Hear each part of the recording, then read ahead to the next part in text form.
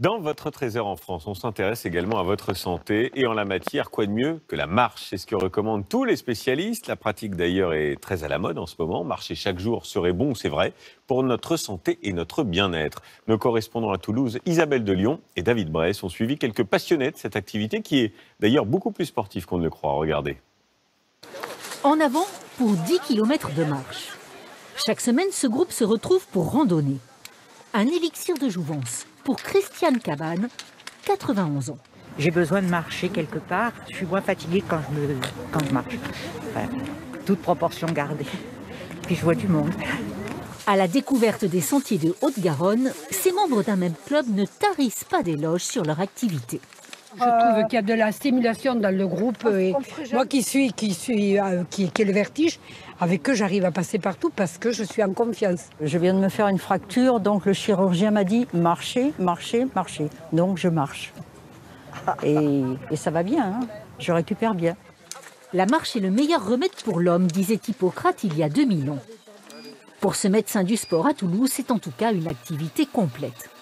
Tout s'active, le bassin, le dos, les abdominaux, la tête, la motivation.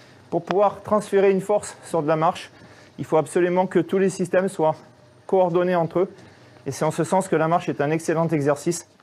L'OMS recommande 30 minutes de marche par jour, avec une légère transpiration, un niveau d'essoufflement adapté à chacun.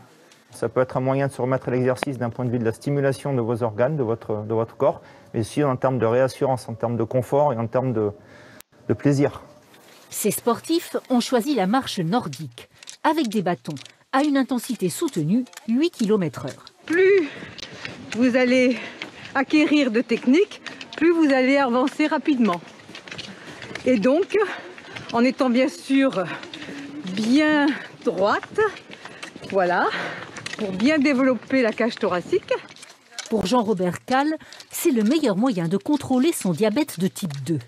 Plus je fais d'activité sportive, plus mon taux d'hémoglobine glyquée, qui est le marqueur pour les diabétiques, redescend.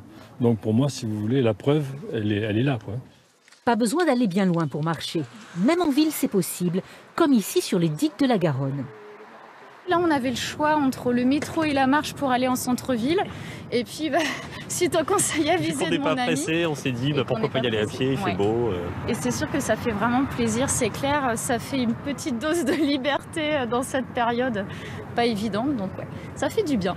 Pour ses amis qui travaillent assises, c'est le meilleur moyen de se changer les idées. Si j'écris quelque chose, si je traduis quelque chose, je suis bloquée sur un mot, je sors, je marche 3/4 d'heure, je reviens et j'ai la solution. À chacun sa façon de marcher. L'important, c'est de bouger. Bon, et vous, Florence Griffon, vous faites de la marche, évidemment. Bien sûr, et même de la marche nordique. Ah, de la marche nordique. Oui. Ben voilà une bonne idée, parce que vous allez nous en parler de la marche. On a vu dans le sujet, c'est vrai que dans ce formidable reportage, que c'était bon pour le physique, évidemment, mais c'est bon aussi pour le moral, la marche. Eh bien oui, d'après une étude récente, 5 séances de 30 à 40 minutes par semaine suffisent pour se sentir mieux psychiquement. La marche, elle a des effets très positifs sur le stress, bien sûr, mais aussi sur la dépression et sur ses symptômes.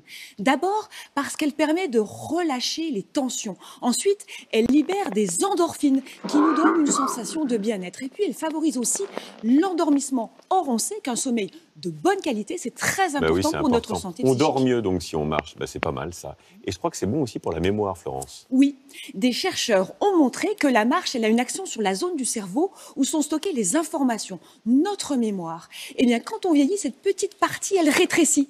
Et grâce à une marche régulière, elle regrossit d'environ 2%. Alors, ça paraît peu, mais concrètement, ça veut dire que les marcheurs développent leur capacité de mémoire. Et alors, plus surprenant, Florence, j'ai lu aussi qu'il paraît que c'est bon pour la créativité. Oui, si vous êtes en panne d'inspiration, eh bien, allez marcher.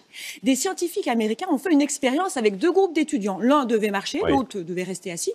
Et puis ensuite, on leur posait des questions. Eh bien, les marcheurs ont eu 60% d'idées en plus que ceux qui n'ont pas bougé. Avec tout ça, on comprend que la marche séduise de plus en plus.